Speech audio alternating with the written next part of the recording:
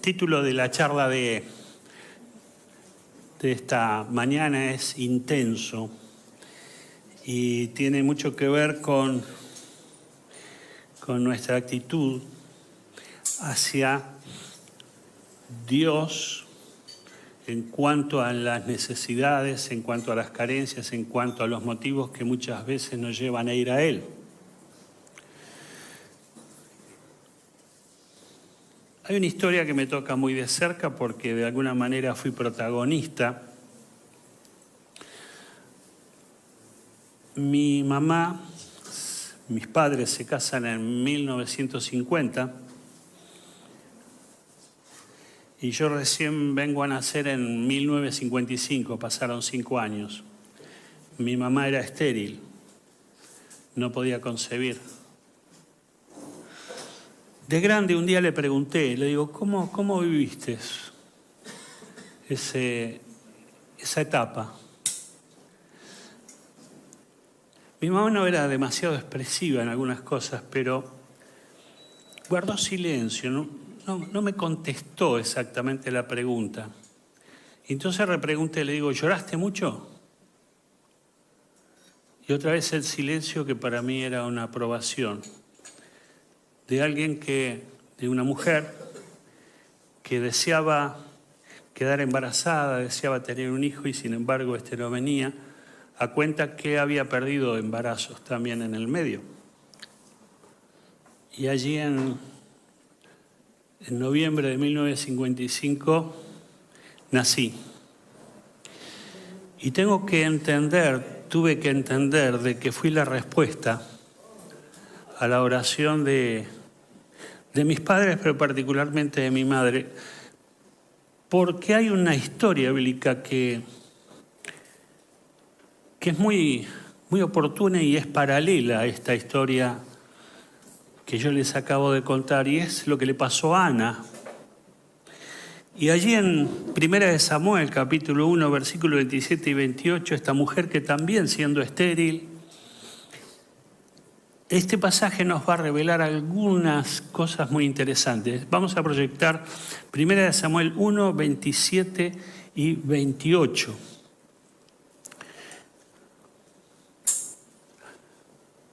Vamos a poner el despertador en la cabina. Ahí está viniendo, miren. No, eso es conspirativo. Es muy conspirativo. Bien, lo busco entonces en el celular. Vamos a... Se apagó todo.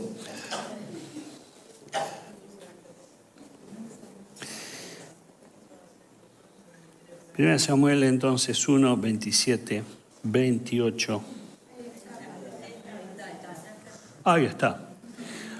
Ana dice esto, por este niño oraba y Jehová me dio lo que le pedí. Yo pues lo dedico también a Jehová todos los días que viva, será de Jehová, y adoró allí a Jehová.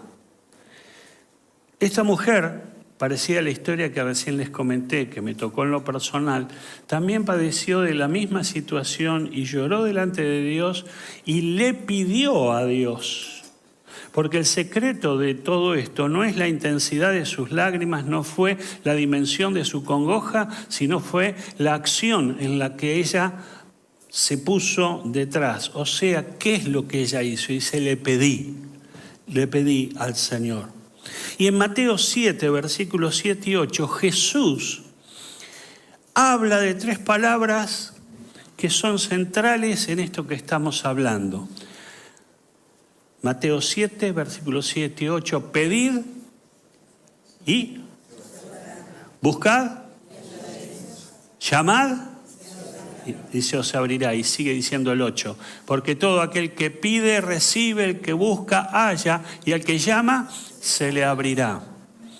Es interesante estas 3 palabras de las que Jesús en el Sermón del Monte enseña a sus oyentes.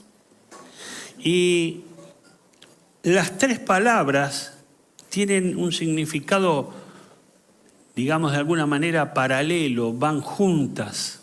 Son 3 acciones que Jesús enseña a que puedan desarrollar aquellos que escuchaban de que pudieran ir al Señor, que pudieran buscar al Señor para pedir, buscar y llamar. Pedir es expresar una necesidad o deseo. Primera de Juan, capítulo 5, versículo 14 y 15.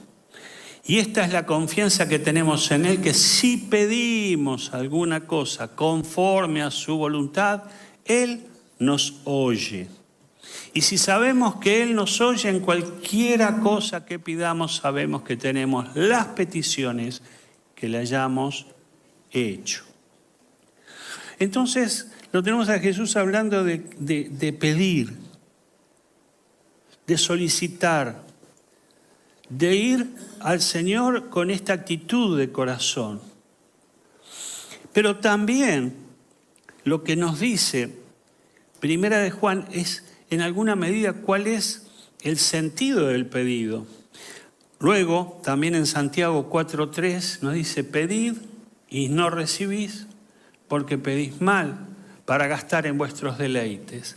Significa que cuando yo unifico estas palabras, estos versículos, entonces encuentro una orientación centralizada, una orientación equilibrada. Cuando yo me presento delante de Dios en un pedido egocéntrico, en un pedido de que realmente busco lo propio, y es cierto que uno va a buscar en Dios respuestas, uno va a buscar en Dios situaciones, uno pide a Dios cuando está enfermo, cuando le falta el trabajo, cuando hay un problema en la familia, cuando hay una situación con los hijos o con el resto de la familia ampliada. En fin, uno pide, uno va a Dios en búsqueda de respuesta, en búsqueda de una salida. Pero el equilibrio que tengo que tener, que la palabra me enseña a tener, es que examine mi motivación, que examine qué es lo que mis deseos. Y dice, leíamos recién en Santiago, pedís y no recibís porque pedís mal. Y lo aclara, para gastar en tus deseos, para gastar en nuestros deseos o en nuestros deleites. Significa que una frase que nos puede ayudar a entender también y a ubicarnos en esto es: yo no puedo obligar a Dios a hacer algo que Él no quiere hacer, pero sí puedo impedir a Dios hacer algo que Él sí quiere hacer. Si yo no pido, no recibo. Si yo no voy al Señor con mi clamor, con mi necesidad, con mis motivaciones, con mis situaciones, no voy a recibir. Significa que vos y yo podemos ser canal o podemos ser un dique. Canal en el cual voy y pido, canalizo al Señor lo mío, pero también puedo ser un dique porque de pronto pueda mi actitud, mi egocentrismo ser el bloqueo para que Dios actúe. Nunca vamos a hacerle hacer a Dios lo que Él no ha decidido hacer. Dios es soberano.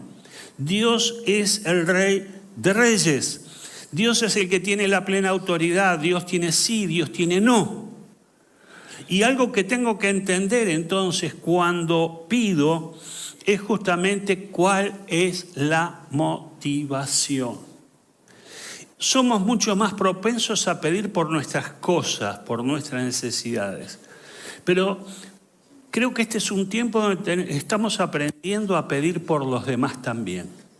Este es un tiempo donde los días miércoles se han constituido en un día de oración y de clamor conjunto como iglesia, y nos damos cuenta cuánto Dios está dispuesto a hacer cuando la iglesia ora, cuando la iglesia clama. Y lo bueno de todo esto es que no se pide a lo mejor, y en la gran mayoría de las oraciones, por uno mismo estamos pidiendo por las necesidades de los demás. Y esto realmente agrada a Dios. Esto trae aprobación de Dios. Y entonces me pregunto, ¿qué estoy pidiendo? ¿Por qué estoy pidiendo? ¿Cómo estoy pidiendo? Y de la respuesta a estas preguntas, entonces, seguramente puedo encontrar el sentido de lo que Jesús trató de decir. Pedir es expresar una necesidad o deseo, tan sencillo como eso. Pedir es expresar una necesidad o deseo. ¿Cómo anda tu situación, tu relación con Dios en cuanto a esto? ¿Cómo estás en este tema? Realmente, cuando Jesús enseñó en el Sermón del Monte estas 3 palabras con respecto a pedir, ¿cómo estamos? No nos tiene que llevar esto a impedir que pidamos. No nos tiene que llevar esta charla a de pronto ponernos en una situación de no voy a pedir. No, todo lo contrario. El ánimo, el deseo es que podamos hacer lo que Jesús dijo, ¿no es cierto? Pedid y se os dará. Es extraño pensar, o un poco extraño pensar, por qué Dios ha decidido pasar por nosotros sus respuestas a las necesidades. ¿Alguna vez se puso usted a pensar que usted es una persona decisiva para que Dios obre, para que Dios actúe, para que Dios se mueva? A Dios le agrada que su pueblo le pida, a Dios le agrada que usted clame, a Dios le agrada que usted vaya a Él. Una vez hablando con alguien dice, no, mire, pastor, yo no oro por mis cosas, porque comparado con los problemas de la gente, lo mío es insignificante. Dios está muy ocupado con problemas mayores. Creer eso, o de alguna manera estar de acuerdo con esa expresión, es limitar el poder de Dios. Es limitar la soberanía de Dios. Es limitar la acción de Dios. Dios no está limitado, Dios no está encuadrado, Dios no está atado.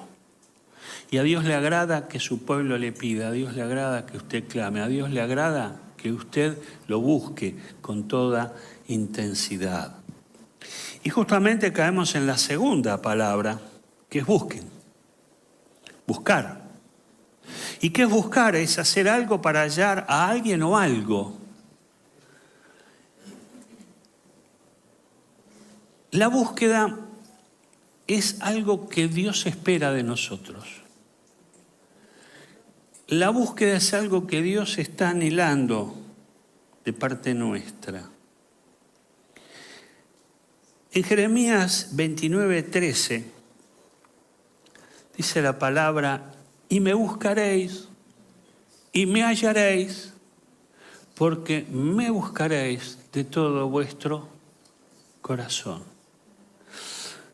Jeremías está aplicando aquí algo más, nos está ampliando de alguna manera, nos está mostrando que la búsqueda tiene que ir acompañada justamente de todo corazón.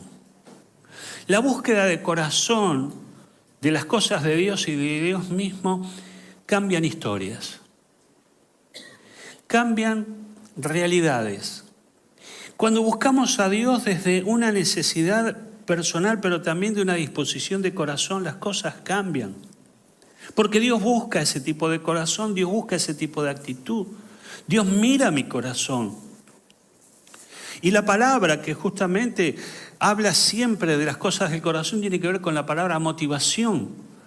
Cuando tengo una correcta motivación, cuando busco a Dios con una correcta motivación, Dios se muestra.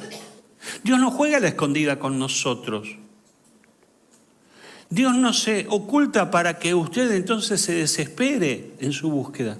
Pero tengo que entender también que la respuesta de Dios está dada en su tiempo, a su manera, a su forma. Él siempre va a buscar lo mejor. Él siempre va a hacer lo mejor en mi búsqueda de Él. Entonces, qué bueno es que podamos en esta mañana no solo pedir, sino también buscar. Se busca cuando uno tiene un anhelo, se busca cuando uno tiene un deseo. Pero a veces el tiempo, o sea, en el andar de la vida cristiana nos vamos desmotivando, nos vamos de alguna manera como aflojando, como debilitando, y nuestra intensidad interior disminuye. Si yo tuviera que aplicar un termómetro, ¿cómo está tu búsqueda de Dios? ¿Cómo está tu búsqueda de la presencia de Dios? Y cada uno de nosotros tendrá una respuesta. ¿Estoy bien? ¿Más o menos? O como, hablando el otro día con una persona, me dice, este es un tiempo donde no me siento bien, donde estoy desganado, donde estoy caído. Es que es cierto que el tiempo que vivimos son tiempos complejos y tiempos donde son conspirativos para la fe. Vivimos un tiempo donde parece que todo lo que ocurre es y lleva a horadar nuestra fe, a debilitar nuestra fe, a socavar nuestra fe. Por eso que cuando Jesús hablaba allí por Mateo 24 y hablaba del final de los tiempos, dice, porque en aquellos tiempos el amor de muchos se enfriará. Es una realidad que la intensidad de la búsqueda disminuye, que la intensidad por buscar a Dios está en merma.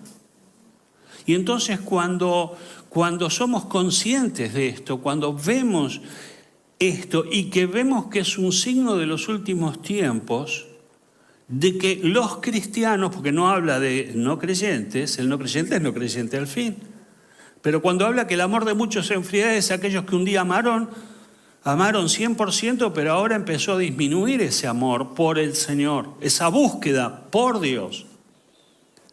Y entonces me tengo que plantear y me tengo que preguntar, ¿cómo está mi búsqueda del Señor en este tiempo?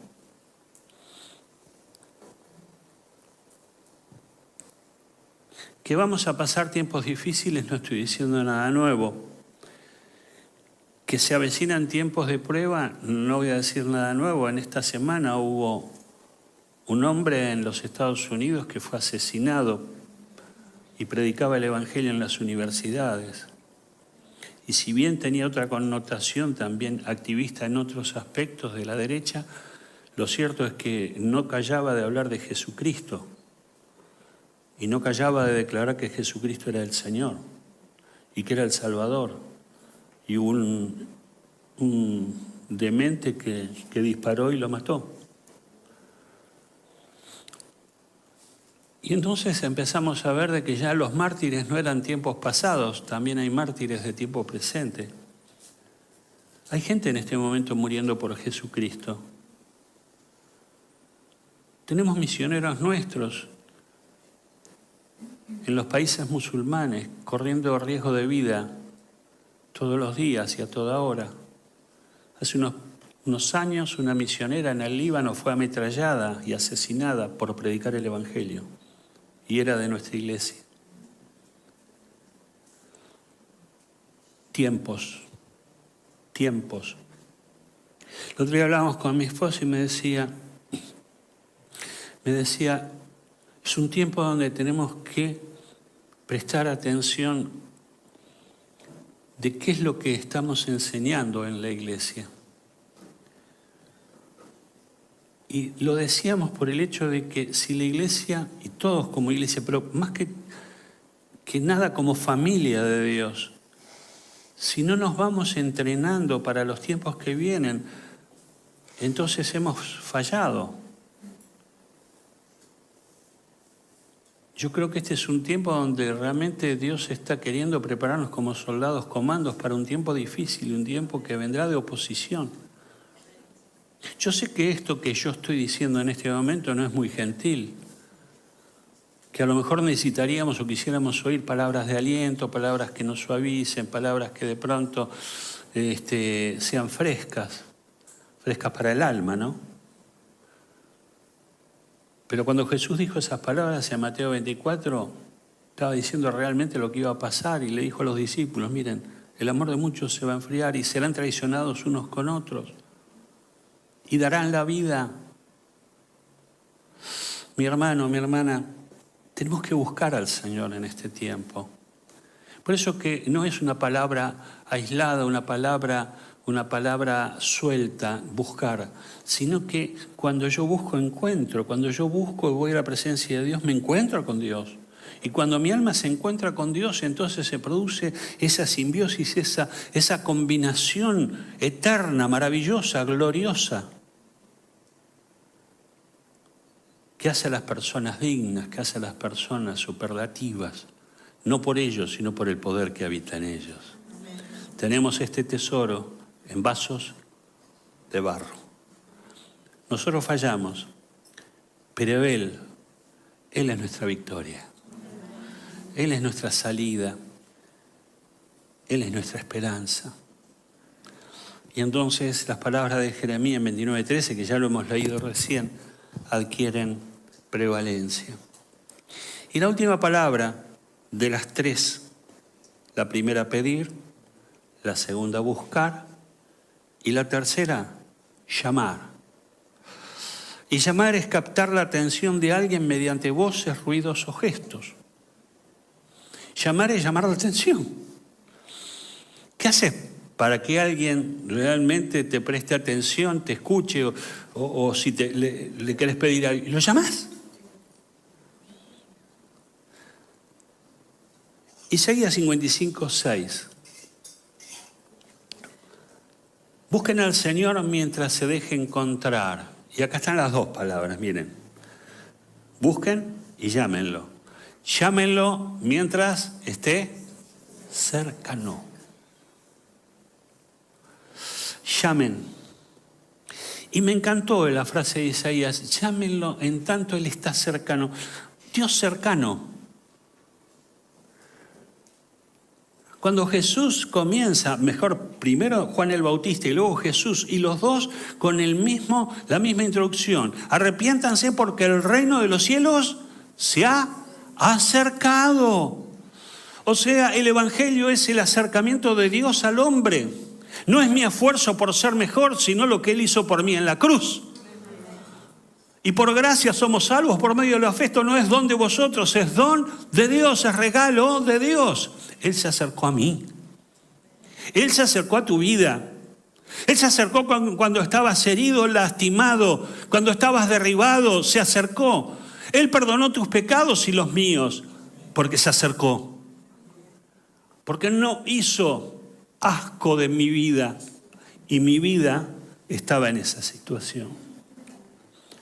Nos amó, nos lavó, nos limpió, nos cambió la vestimenta y volvió a poner anillo en nuestra mano.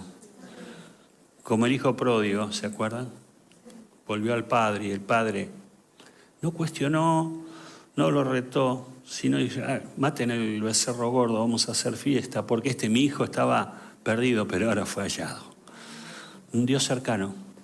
Este es el Dios de la Biblia. El Dios que está cerca. Yo no sé, y especialmente los jóvenes que de hoy,